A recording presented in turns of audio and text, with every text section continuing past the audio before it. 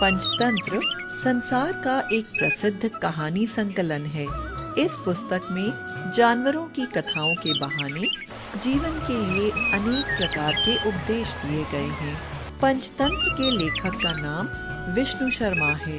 प्राचीन काल में दक्षिण भारत में महिलारोप्य नामक नगर था।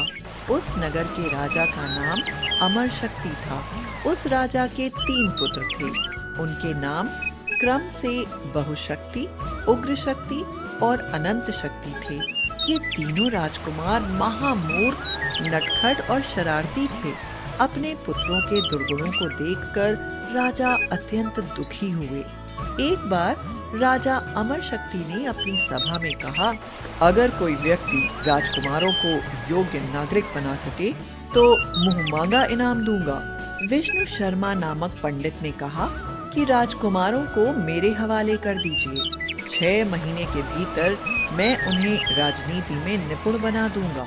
राजा अमर शक्ति ने तीनों राजकुमारों को उनके सुपुर्द कर दिया। विष्णु शर्मा तीनों राजकुमारों को अपने घर ले गए। वे घर पर राजकुमारों को मनोहर कहानियां सुनाते रहे। ये ही कहानियां पंचतंत्र के नाम से प्रसिद्ध हुईं। 6 महीने में राजकुमार नीति कुशल बनकर राजमहल में वापस आए। पंचतंत्र के कारण ही विष्णु शर्मा का नाम अमर हो गया। पंचतंत्र में 5 विषयों से संबंधित कहानियां हैं। 1 मित्र भेद, 2 मित्र लाभ, 3 काकोलुकी, 4 लब्ध प्रणाश, 5 अपरीक्षित कारक। पहले तंत्र में एक सिंह और बैल की कथा है जो परस्पर विरोधी स्वभाव के होते हुए भी परम मित्र बन जाते हैं। एक कूटनीतिज्ञ सियार उनमें फूट डाल देता है। अंत में सिंह बैल को मार डालता है। इसका संदेश है कि धूर्त लोगों की बातों में आकर अपने मित्रों से नहीं लड़ना चाहिए। दूसरे तंत्र में एक कछुआ, हिरन, कौवा और चूहे की अनुपम मैत्री का मनोहर वर्णन किया गया है। इसका संदेश है कि अच्छे मित्रों का मिलना सौभाग्य की बात है। तीसरा तंत्र छल और कूटनीति से भरा पड़ा है।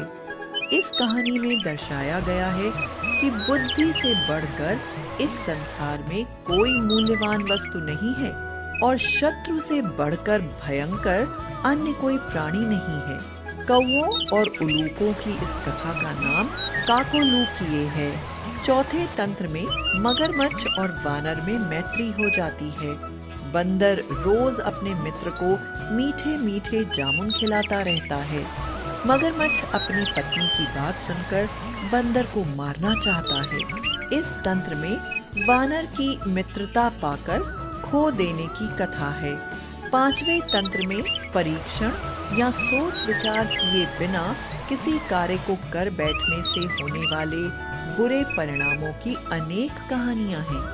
एक नाई देखता है कि उसका मालिक किसी बौद्ध सन्यासी को लाठी से मारता है। मार खाकर वह सन्यासी सोना बनकर नीचे गिर पड़ता है। यह देखकर नाई भी वैसा ही करता है। मार खाकर बौद्ध सन्यासी हाय हाय करने लगता है। बेचारे नाई को स्वर्ण की जगह कारागार की सजा मिलती है।